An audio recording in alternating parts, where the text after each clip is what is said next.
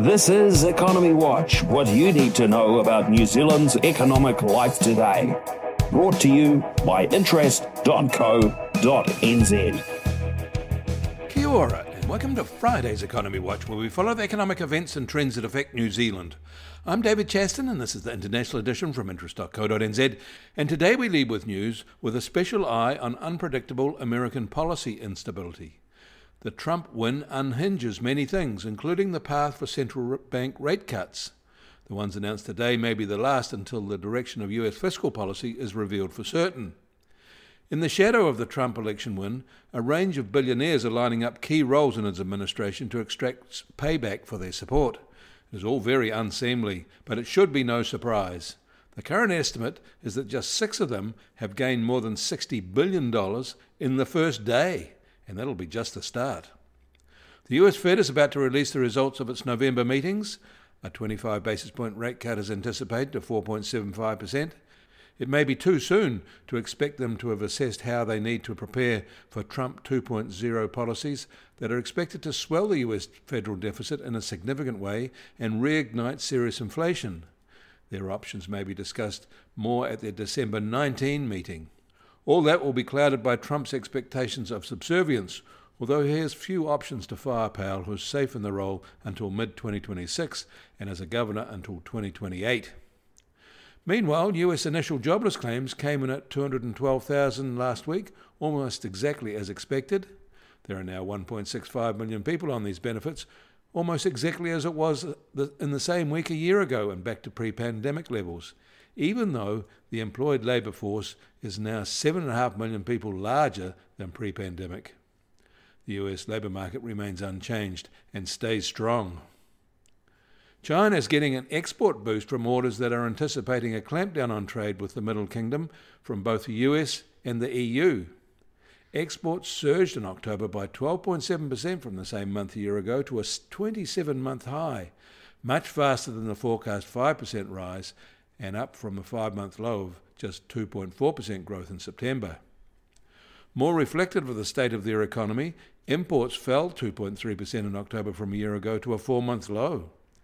Imports fell from ASEAN countries, the EU, and even best buddy Russia, but grew from the US as China hoarded soybean and other grains.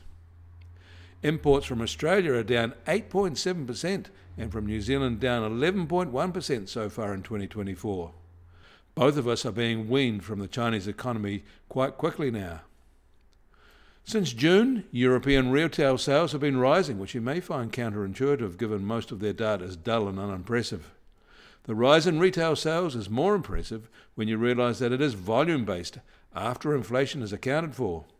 It was up 2.8% in September from the year ago on that volume basis. There is life left yet in the EU economy. With CPI inflation back down to 1.7%, the Bank of England trimmed its policy rate by 25 basis points to 4.75% overnight, its second cut since August and exactly as expected.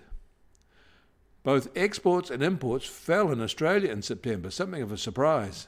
Their export levels fell back to December 2021 levels, and their import levels retreated when September is usually when they peak.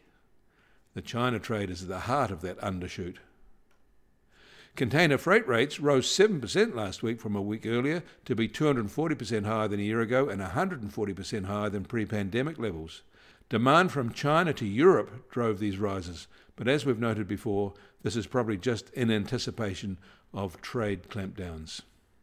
Bulk cargo rates are up 2% over the past week to be 6.6% lower than the same week a year ago. The US Treasury 10-year yield is now just on 4.35% and down 7 basis points from this time yesterday. And the price of gold will start today at $2,693 an ounce, back up $26 from yesterday. And oil prices are unchanged at $72 a barrel in the US, while the international Brent price is just under $75.50 a barrel. And the Kiwi dollar starts today at 60.2 US cents and up 80 basis points from this time yesterday. Against the Aussie, we're down 20 basis points at 90.3 Australian cents. Against the euro, we're up another 40 basis points at 55.8 euro cents.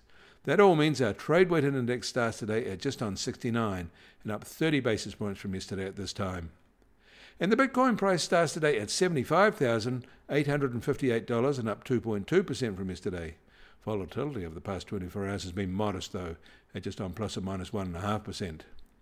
You can find links to the articles mentioned today in our show notes, and you can get more news affecting the economy in New Zealand from interest.co.nz.